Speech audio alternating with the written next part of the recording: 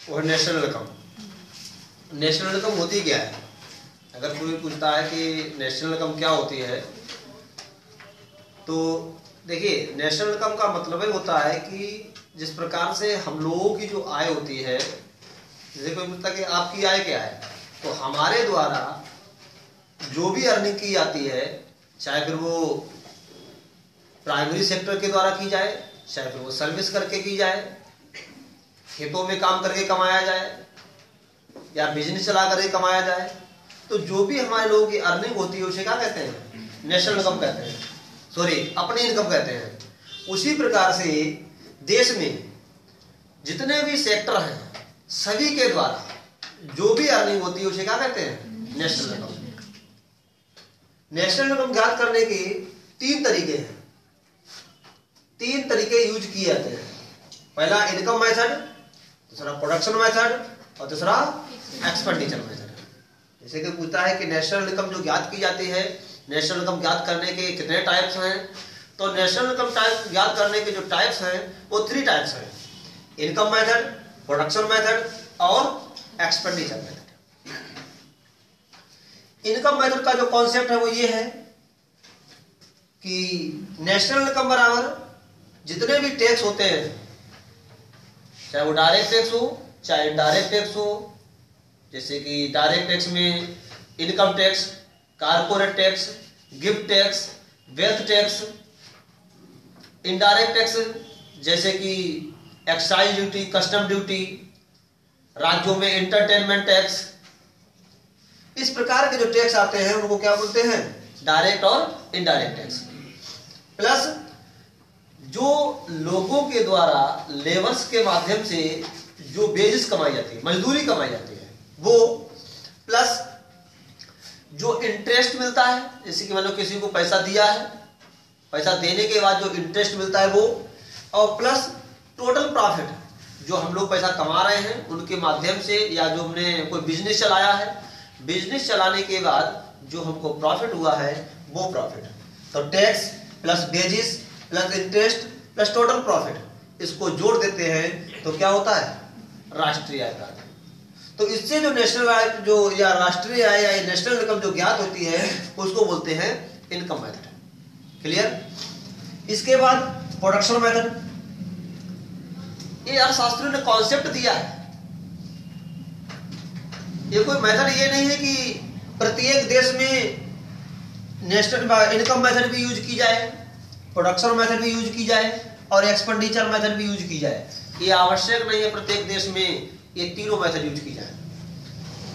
किसी देश में एक्सपेंडिचर मेथड यूज की जाती है, किसी देश में प्रोडक्शन मेथड यूज की जाती है, किसी देश में इनकम मेथड यूज की जाती है। तो प्रोडक्शन मेथड में क्या आता है?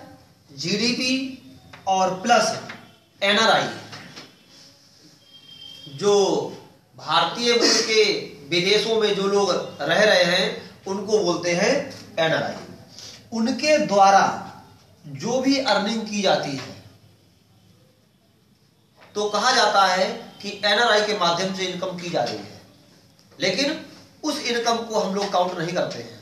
हम लोग उस इनकम को काउंट करते हैं जो एनआरआई के माध्यम से हमारे देश में भेज दी जाती है, जो पैसा हमारे देश में आ जाता है उसको बोलते हैं एनआरआई के माध्यम से भेजी गई इनकम। जैसे आपने देखा भी होगा 2013-14 में कि पूरे विश्व में सबसे ज्यादा एनआरआई के माध्यम से भेजा गया पैसा या जो अर्निंग किया गया पैसा किस देश का सबसे अधिक रहा है? तो भारत का। आपने पढ़ा होगा कि 2013-14 में सबसे ज्यादा जो विदेशों के माध्यम से पैसा अपने देश में भेजा गया है, मतलब एनआरआई के माध्यम से पैसा जो अपने देश में भेजा गया है वो भारत है देश। इसके बाद जो डेप्रीशिएशन, डेप्रीशिएशन मतलब मूल्य ह्रास, जो भी फ्यूचर में वैल्यू कम हो जाती है उसको बोलते हैं क्या? मूल्य ह्रास। तो जीडीपी प्लस एनआरआई के द्वारा भेजी गई इनकम में से डेप्रीशिएशन को माइनस कर देते हैं, जो बच जाता है उसको बोलते हैं राष्ट्रीय आय। और राष्ट्रीय आय जो ज्ञात होती है, जो ये मेथड यूज की जाती है उस मेथड को बोलते हैं प्रोडक्शन मेथड। क्या बोलते हैं? Production method. प्लस फिर मेथड अर्थशास्त्रियों ने ये कहा कि नेशनल इनकम ज्ञात करने की तीसरी एक और मेथड है, जिस मेथड का नाम है एक्सपेंडिचर मेथड। हिंदी में इसको कहते हैं व्यय विधि। इसके माध्यम से अर्निंग, देखिए इन्होंने ये कहा कंजम्पशन, जैसे कि मान लीजिएगा हमारे राष्ट्रीय आय, हमारे देश की राष्ट्रीय आय, सभी के द्वारा जो अर्निंग हुआ है वो 100 करोड़ रुपए का हुआ है। मान लेते हैं 100 करोड़ का जो अर्निंग हुआ है वो 100 करोड़ रुपए हुआ है। उसमें से हमने 50 करोड़ रुपया क्या कर दिया है, खर्च कर दिया है, कंजम्स कर लिया है, यूज कर लिया है, और 50,000 रुपया सेव कर लिया है। इन दोनों को जोड़ दिए हैं तो उसको क्या बोलते हैं, एक्सपेंडिचर मेथड। ठीक, तो ये कंजम्पशन, ये ना करना कि माइनस कर देना, ये विधि है, मतलब इसको कंजम्पशन बोलता है उपभोग, और सेविंग मतलब बचत, तो उपभोग और बचत विधि इसको बोलते हैं। ठीक है, इसको संक्षेप में कह देते हैं व्यय विधि, मतलब एक्सपेंडिचर मेथड। तो भारत में जो यूज की जाती है, जैसे पूछे कि इनमें से भारत में कौन सी मेथड यूज की जाती है भारत में, तो आप लोगों में से कोई बताए कि इनमें से भारत में जो मेथड यूज की जाती है वो मेथड कौन सी है। भारत में 2 मेथड यूज की जाती हैं, इनकम मेथड और प्रोडक्शन मेथड। भारत में जो यूज की जाने वाली जो मेथड हैं वो 2 हैं, इनकम मेथड और प्रोडक्शन मेथड। ये दोनों ही मेथड भारत में यूज की जाती है। इनमें सबसे अच्छी कौन सी है? देखिए हमारा भारत जो मतलब जिसको ज्यादा वरीयता देता है काउंट करने में, वो हमारी है प्रोडक्शन मेथड। आपने देखा भी होगा कि जो हम लोग जीएनपी ज्ञात करते हैं, जैसे कि पहले आपने देखा होगा कि हमारे इसका जैसे कि कहते हैं कि नेशनल इनकम बराबर क्या होता है। जैसे अभी तक आप लोग पढ़ते ही होंगे कि नेशनल इनकम बराबर क्या होता है, तो नेशनल इनकम बराबर आप लोगों ने पढ़ा होगा कि नेशनल इनकम बराबर एनएनपी फैक्टर कॉस्ट, अभी तक हम लोग जो पढ़ते थे, NNP factor cost plus indirect tax minus subsidy, यही पढ़ते थे, NNP factor cost plus indirect tax minus subsidy. Sir subsidy इसमें ऐड होगी, सब्सिडी माइनस कर देते हैं, क्योंकि इनकम रीजन क्या होता है इसका कि हमारे देश में जो भी अर्निंग हुई, सब्सिडी से कोई अर्निंग नहीं होती है, सब्सिडी प्रोवाइड कर दी जाती है, उससे हमारे देश को कोई प्रॉफिट नहीं होता है।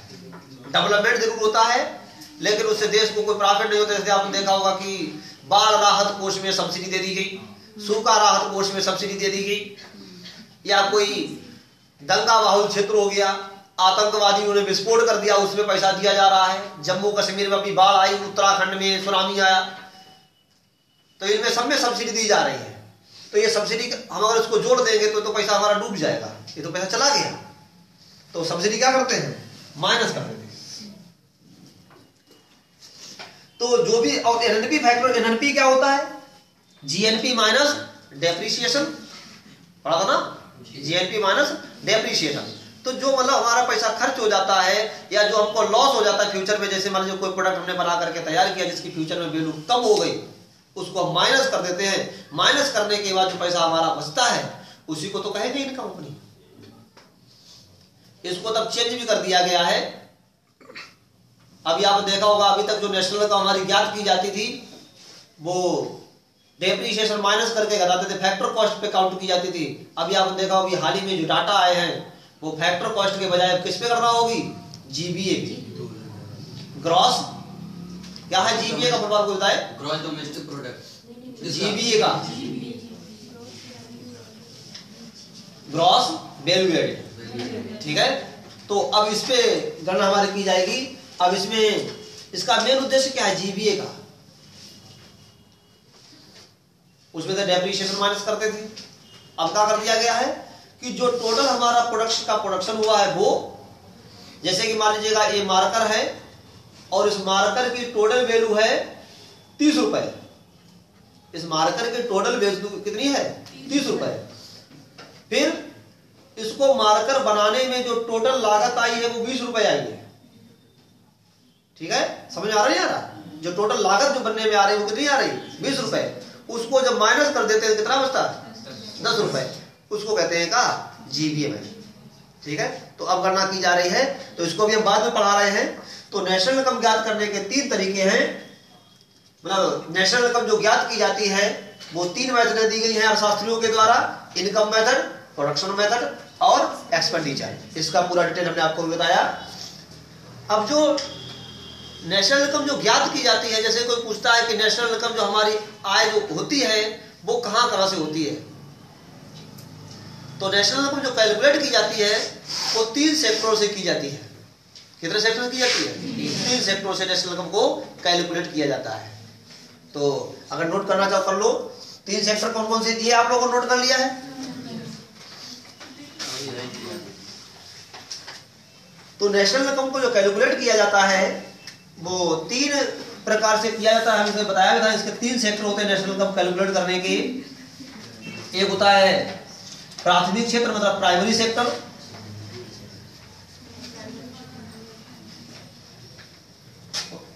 प्राइमरी सेक्टर, और दूसरा होता है सेकेंडरी सेक्टर। नेशनल इनकम जो कैलकुलेट की जाती है, नेशनल इनकम जो ज्ञात की जाती है वो 3 सेक्टरों पे ज्ञात की जाती है। एक तो प्राइमरी सेक्टर, सेकेंडरी सेक्टर और टर्शियरी सेक्टर। प्राइमरी सेक्टर में आपका आता है एग्रीकल्चर सेक्टर, सेकेंडरी सेक्टर में आता है आपका इंडस्ट्रियल सेक्टर और टर्शियरी सेक्टर में आता है आपका सर्विस सेक्टर। आपने देखा भी होगा, आए दिन आंकड़े आते हैं कि प्राइमरी सेक्टर का योगदान इतना % नेशनल इनकम में, सेकेंडरी सेक्टर का योगदान इतना %, और टर्शियरी सेक्टर अर्थात सर्विस सेक्टर का जो योगदान है वो इतना %। जब हमारा देश स्वतंत्र हुआ था 1950 में, जब आंकड़े दिए गए थे, तब ये कहा गया था कि जो हमारे देश में जो नेशनल इनकम है उसमें प्राइमरी सेक्टर का जो योगदान था वो लगभग 55% था, और सेकेंडरी सेक्टर का जो योगदान था वो लगभग 14 से 15%, और टर्शरी सेक्टर का जो उस समय योगदान था वो लगभग 28 से 29%। ये उस समय के डाटा हैं 1950 के। लेकिन वर्तमान में आप सभी लोगों को पता होगा कि ये डाटा चेंज हो गए हैं, और सर्विस सेक्टर का जो योगदान नेशनल इनकम हो गया है वो लगभग 59% हो गया है, और इंडस्ट्रियल सेक्टर अर्थात सेकेंडरी सेक्टर का नेशनल इनकम में जो योगदान है वो लगभग 28 से 29% हो गया है, और प्राइमरी सेक्टर का जो योगदान है वर्तमान में वो लगभग 13 से 14% नेशनल इनकम में योगदान है। ठीक है, तो जैसे एग्जाम में क्वेश्चन आता है कि प्रेजेंट टाइम जो राष्ट्रीय आय हमारे देश की है वो जो नेशनल इनकम है उसमें प्राइमरी सेक्टर का कितना % योगदान है, तो प्राइमरी सेक्टर का जो योगदान है वो लगभग 13 से 14%, सेकेंडरी सेक्टर का जो योगदान है वो लगभग 28 से 29%, और टर्शरी सेक्टर का जो योगदान है वो लगभग 59 से 60 मान सकते हैं, 60% मान सकते हैं। तो ये %, ये लगभग में डाटा चलते हैं, आप लोगों को पता ही होगा। कभी डाटा आते हैं लगभग तो 58.5%, 59%, 59%। अभी तक सर्विस सेक्टर का योगदान 60% कभी नहीं पहुंचा, 60 से कम ही चल रहा है अभी। एग्रीकल्चर का कभी देखा आपने 14%, 13.5%, 13.4%। वर्तमान में जो करंट डाटा है प्राइमरी सेक्टर का जो योगदान का वो 13.4% है, तो 13 से 14% लगभग में ज्यादा चलते हैं। तो इस प्रकार से नेशनल इनकम में जो योगदान है प्राइमरी सेक्टर और सेकेंडरी सेक्टर और टर्शियरी सेक्टर का। प्राइमरी सेक्टर मतलब एग्रीकल्चर सेक्टर। आप ध्यान दीजिएगा इस बात को, कभी कभी एग्जाम में क्वेश्चन ऐसे आता है कि वर्तमान में नेशनल इनकम में प्राइमरी सेक्टर का कितना योगदान है, मतलब कृषि क्षेत्र का कितना योगदान है, तो लगभग 13 से 14%।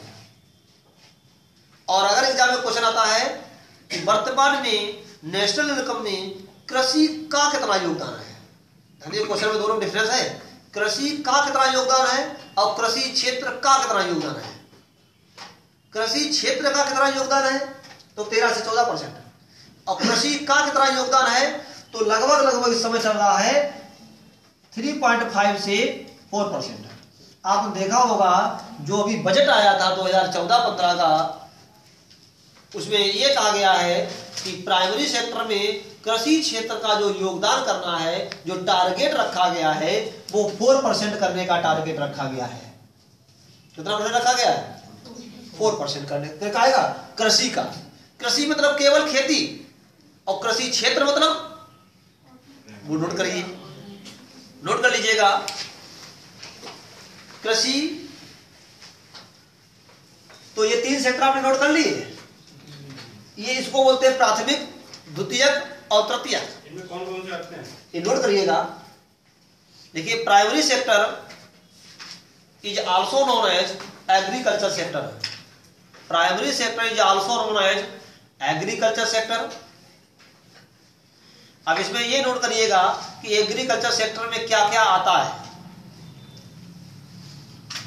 तो इसमें सबसे पहले एग्रीकल्चर सेक्टर है, तो सबसे पहले क्या आएगा? एग्रीकल्चर आएगा, खेती।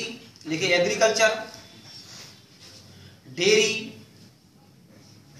डेयरी जानते होंगे सभी लोग? दूध डेयरी। हाँ, दूध डेयरी।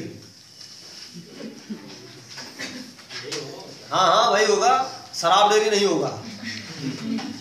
ठीक है, डेयरी। फिशरी, फिशरी मछली पालन। एपी कल्चर, एपी कल्चर जानते होंगे, मधुमक्खी पालन। बर्मी कल्चर, केंचुआ पालन। बर्मी कल्चर। किसान के दोस्त कौन है? केंचुआ। देखिए, किसानों ने अपने दोस्त बनाए तो किसको बनाया? केंचुओं को अपना दोस्त बना लिया। समझिए किसान कितने महान लोग हैं, उनके दिल में जगह देखिए पहले कितनी बड़ी है। ये आदमी तो आदमी रहे, उन्होंने केंचुआ तक को अपना मित्र बना लिया है। तो एपी कल्चर, बर्मी कल्चर, सेरी कल्चर, लिख लीजिएगा सेरीकल्चर, हॉर्टिकल्चर,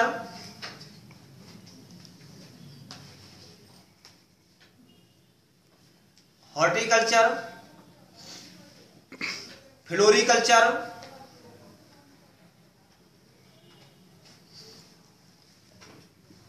इसके बाद अदर कल्चर, मतलब इत्यादि। जितने भी आप ये समझिए, कभी भी आपको ऐसा लगे कि कोई भी सेक्टर ऐसा है जिसका जुड़ाव, जिसका कांटेक्ट कृषि से है, तो समझ लीजिएगा वो कौन सा सेक्टर हो गया? प्राइमरी सेक्टर हो गया। क्लियर? अब देखिए secondary sector. Secondary sector, secondary sector is also known as industrial sector. Secondary sector is also known as industrial sector. जो सेकेंडरी सेक्टर होता है उसको इंडस्ट्रियल सेक्टर के नाम से जाना जाता है। तो secondary sector is also known as industrial sector. Industrial sector divided by 4 parts. Industrial sector को 4 भागों में डिवाइड किया गया है। Number 1 manufacturing industry. Manufacturing industry मतलब निर्माण उद्योग। नंबर 2 कंस्ट्रक्शन इंडस्ट्री, मतलब इसका विनिर्माण उद्योग। देखिए निर्माण और विनिर्माण में बड़ा अंतर है। निर्माण उद्योग और विनिर्माण उद्योग, निर्माण और विनिर्माण, देखिए इन दोनों में अंतर क्या है? मैन्युफैक्चरिंग और कंस्ट्रक्शन दोनों ही का मतलब होता है बनाना, लेकिन किसी प्रोडक्ट को बनाना, मैन्युफैक्चरिंग करना, कोई भी प्रोडक्ट, जैसे कि आपने खाना बनाया कपड़े सिले, आपने कुर्सी का निर्माण कराया, तो ये सब क्या हो गया? मैन्युफैक्चरिंग। कंस्ट्रक्शन ये भी निर्माण से ही संबंधित है, लेकिन जैसे कि रोडों का डेवलपमेंट करना, पुल्स का निर्माण करना, जो पुल नहीं होते पुलों का निर्माण कराना, तो ये सब क्या है? इंडस्ट्री, बड़े बड़े मकानों का डेवलपमेंट कराना। मकान कोई भी हो, चाहे छोटे हो चाहे बड़ो हो, सभी का क्या होता है? कंस्ट्रक्शन होता है। आप सुना भी होगा, लोग कहते भी हैं कि अभी बिल्डिंग में कंस्ट्रक्शन चल रहा है, मतलब बनाई जा रही है। तो निर्माण और विनिर्माण, निर्माण मतलब किसी प्रोडक्ट को बनाना, और विनिर्माण मतलब मकान बनाना, रोड बनाना, पुल बनाना, ये सब क्या होता है? विनिर्माण। Number 3, electricity, gas and water supply industry. Electricity, gas and water supply industry. Electricity, gas and water supply industry. और number 4, mining and quarrying. Mining and quarrying, इसको हिंदी में कहते हैं खनन और उत्खनन। खनन एंड उत्खनन, इससे मतलब नहीं समझ में आएगा आपके। देखो होता क्या है खनन और उत्खनन, देखे इधर। खनन मतलब होता है, इसको कोर सेक्टर भी कहा जाता है। जैसे एग्जाम में आता है क्वेश्चन कि कोर सेक्टर के नाम से किसे जाना जाता है, तो माइनिंग एंड क्यूरिंग को कोर सेक्टर के नाम से जाना जाता है। जैसे आपके जो कोयला, जो कोलगेट घोटाला हुआ था, वो किससे संबंधित था? खनन से। तो किसी भी चीज को निकालना जमीन से, जैसे बालू है, बालू को हमने खुदाई की, तो ये क्या कर रहे हैं? खनन। कोयला है, कोयले को अपने जमीन से निकाला, खनन।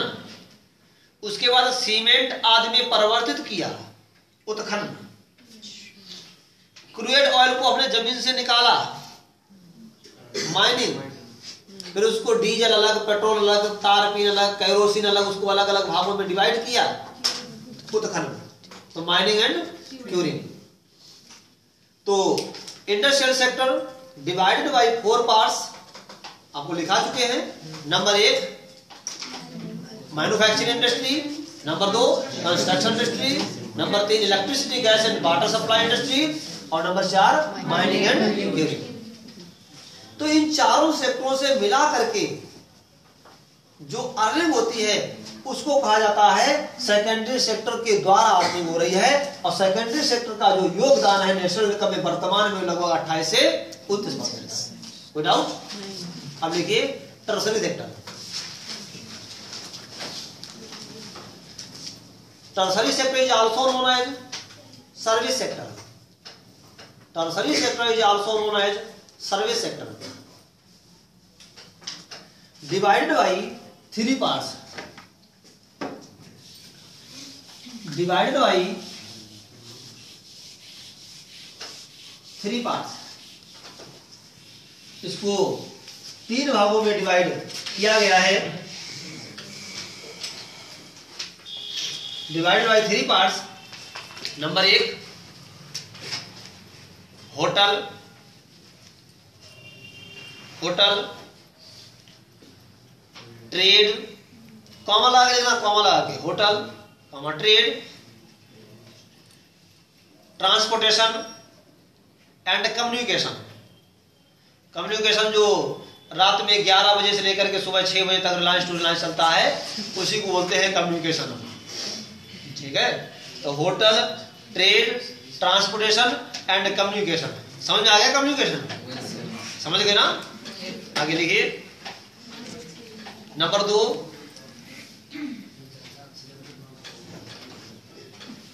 बैंकिंग, फाइनेंसिंग, कहाँ लग रही? Banking, financing and real estate.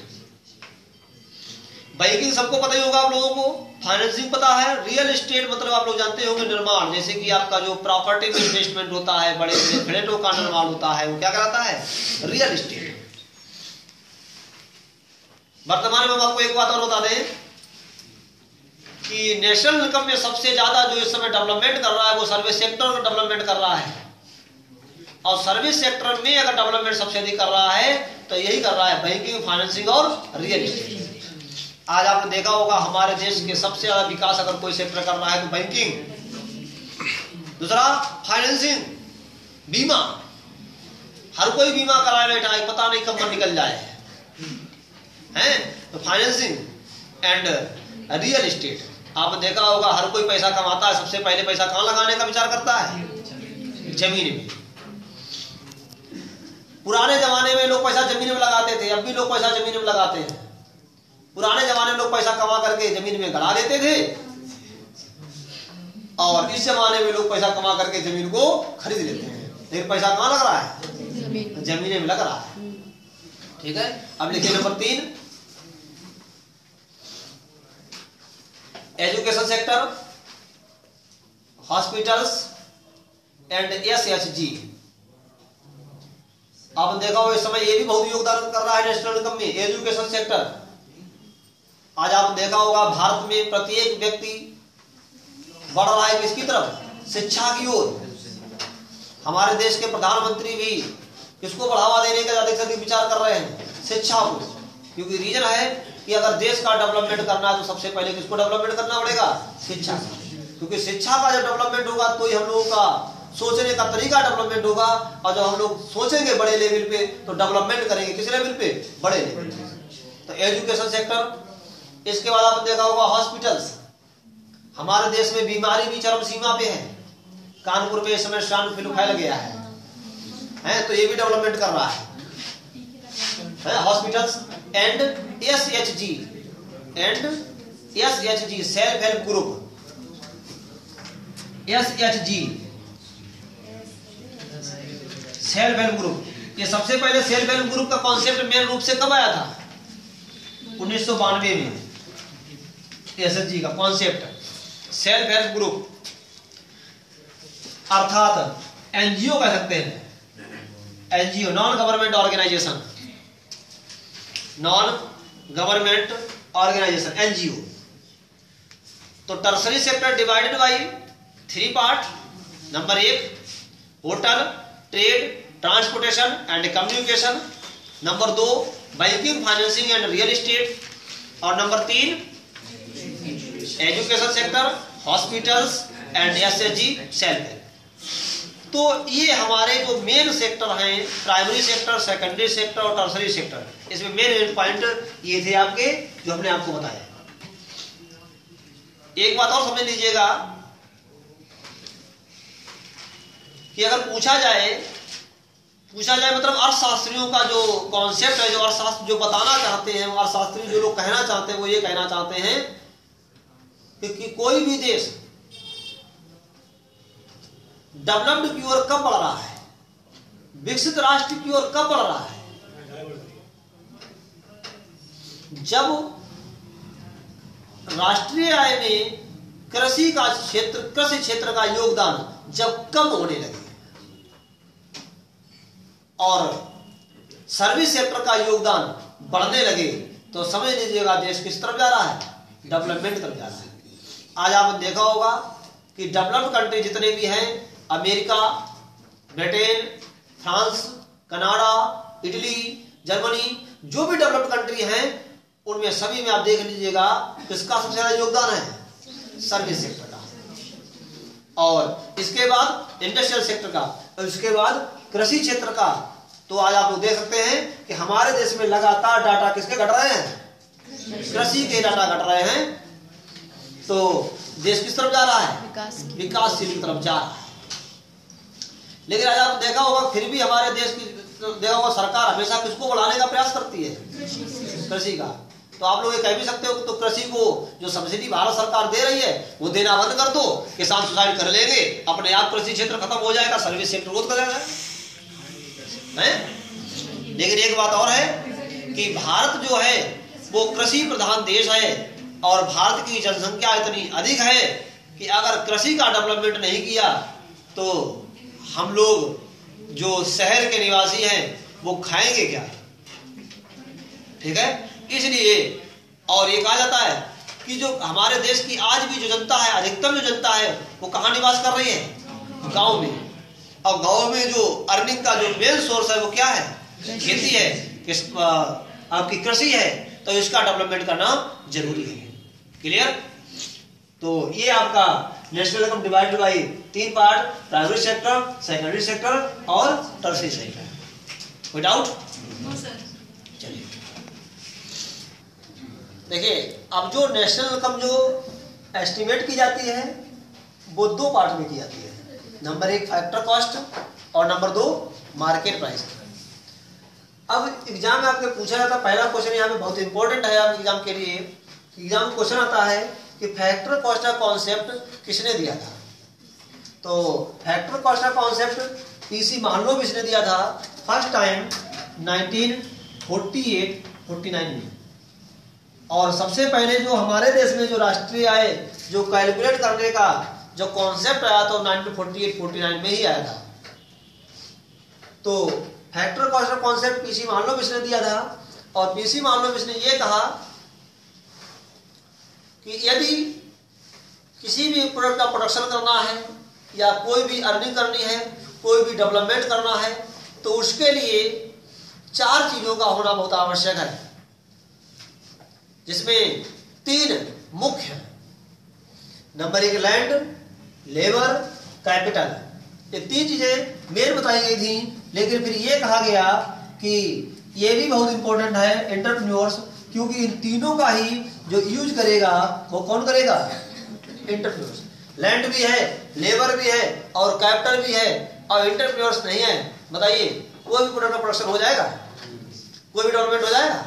नहीं होगा। इन कोई भी प्रोडक्ट का प्रोडक्शन करना है, कोई भी डेवलपमेंट करना है, तो इन चारों का होना बहुत आवश्यक है। देखिए, हम इसको थोड़ी देर के लिए लैंड को माइनस कर दे रहे हैं। अब देखिए, लेबर है, कैपिटल है और एंटरप्रेन्योर्स है। एंटरप्रेन्योर्स मतलब बिजनेसमैन। अब बताइए, ये तीनों हैं और लैंड नहीं है, डेवलपमेंट हो जाएगा? लेबर नहीं है, कैपिटल नहीं है और एंटरप्रेन्योर्स नहीं है, तो भी डेवलपमेंट नहीं होगा।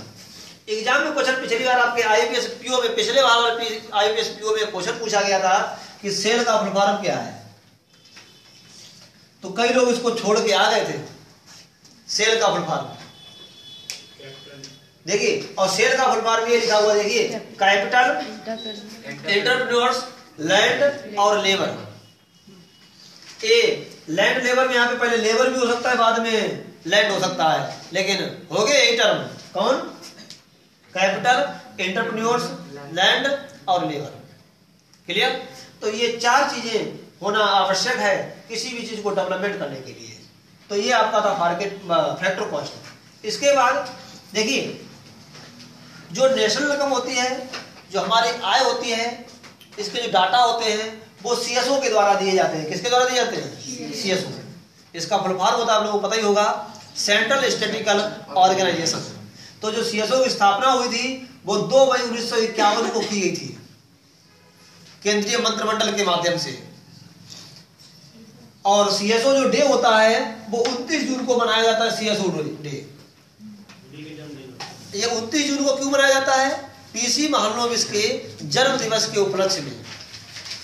पीसी महालनोबिस का जो जन्म दिवस है वो 29 जून है, इसीलिए सीएसओ डे जो मनाया जाता है वो 29 जून को मनाया जाता है। अब देखिए, जो हमारे जीडीपी के जो आंकड़े हैं वो लगातार कब से देना जाना चालू किया गया? लगातार। ये डेवलपमेंट किया गया था, लेकिन लगातार चालू नहीं किए गए। लगातार जो आंकड़े देने चालू किए गए वो 1959 से चालू किए गए, नेशनल अकाउंट स्टैटिस्टिक्स माध्यम से, एनएएस के माध्यम से।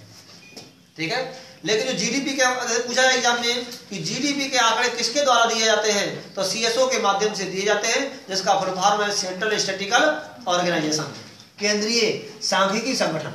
इसकी स्थापना हुई थी 2 मई 1951 को। ठीक है? अब इसको नोट कर लीजिएगा। जो वर्तमान अभी तक जो हमारा फैक्टर कॉस्ट यूज हो रहा था नेशनल को डेवलपमेंट करने के लिए, ज्ञात करने के लिए, जो फैक्टर कॉस्ट जो हमारा निकाला था, फैक्टर कॉस्ट जो निकाला जाता था, अब इसको बढ़ा करके भी आपने देखा होगा हाल ही में जीबीए कर दिया गया है, ग्रॉस वैल्यू एडिड। और अब हम थोड़ा इधर चलते हैं कि सबसे पहले जो नेशनल इनकम का जो बेस ईयर बनाया गया था, जहां से नेशनल इनकम को आधार वर्ष घोषित किया गया पहली बार, वो 1980-81 किया गया। इसके बाद 1993-94 किया गया, इसके बाद 2004-05 किया गया, और अभी हाल ही में जो हमारे नेशनल इनकम का जो बेस ईयर कर दिया गया है वो 2011 और 12 कर दिया गया है। तो प्रेजेंट टाइम हमारे देश का जो नेशनल इनकम राष्ट्रीय आय का जो बेस ईयर है, आधार वर्ष है, वो 2011-12 है। और इसी में ये कहा गया है कि जो हमारे देश की नेशनल इनकम है वो फैक्टर कॉस्ट पे ज्ञात ना करके जीबीए पे की जाएगी। और जीबीए के बारे में हमने बताया था कि अभी तक क्या होता था कि हमारे देश की जो नेशनल इनकम होती थी उसमें से डेप्रिसिएशन को माइनस करते थे। अब ऐसा ना करके ये कहा गया है कि कोई भी प्रोडक्ट बनाने में जो कॉस्ट आती है वो, और जो उसकी टोटल वैल्यू होती है वो, टोटल वैल्यू मान लीजिएगा, अभी हमने एग्जाम्पल दिया था आपको मार्कर का, कि मार्कर के वैल्यू 30 रुपए है और उसके बनाने की लागत 20 रुपए है। 20 रुपए माइनस कर देंगे तब जो हमारी जो आय होगी वो नेशनल इनकम होगी। इसी मेथड को बोलते हैं GVA method, gross value added method. ठीक, सारे ये यूज करेंगे। हाँ, और फैक्टर कॉस्ट पे वर्तमान में जो नेशनल इनकम हमारी है, अभी कुछ दिन पहले डाटा आए थे कि फैक्टर कॉस्ट पे राष्ट्रीय आय की गणना ना करके अब जो गणना की जाएगी वो मार्केट प्राइस पे की जाएगी। मार्केट प्राइस क्या होता है, नोट करिएगा, market price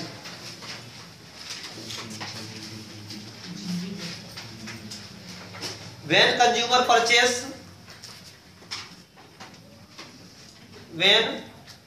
purchase any goods and services from the market, any goods and services from the market, that is called market price। मतलब जिस रेट पर कोई भी उपभोक्ता जिस वस्तु को खरीद लेता है उसे बोलते हैं मार्केट प्राइस। जैसे आपने देखा होगा कोई प्रोडक्ट है, उसके ऊपर एमआरपी लिखा हुआ है 100 रुपया। कितना लिखा है, 100 रुपए एमआरपी लिखा हुआ है, 80% डिस्काउंट है, लेके आया कितने का, 20 रुपए का, तो मार्केट प्राइस कितनी हो गई, 20 रुपए। मतलब जिस रेट पर कोई उपभोक्ता किसी चीज को खरीदता है उसको बोलते हैं क्या, मार्केट प्राइस। क्लियर हुआ। अब देखिए नेशनल इनकम ज्ञात करने के कुछ टर्म हैं। क्या है, टर्म है। अभी आप लोग सोच रहे होंगे इस बात को कि सर जी पढ़ाए जा रहे हैं, लेकिन जो नेशनल इनकम के जो मुख्य टर्म हैं वो अभी तक यूज नहीं किए गए हैं। अब हम उसके बारे में डिस्कशन करते हैं कि जो नेशनल इनकम है जो ज्ञात की जाती है, वो कुछ टर्म है जिन पे ज्ञात की जाती है, उसको देख लीजिएगा। कुछ टर्म है जैसे कि जीडीपी, जीएनपी, एनडीपी और एनएनपी और पीसीआई। ये पांचों ही टर्म बहुत ही इंपॉर्टेंट हैं और इनका जो आपको डिटेल में जो विवरण मिलेगा वो आपको नेक्स्ट पार्ट में मिलेगा। इसको हम नेक्स्ट पार्ट में देखते हैं। Okay, thank you class.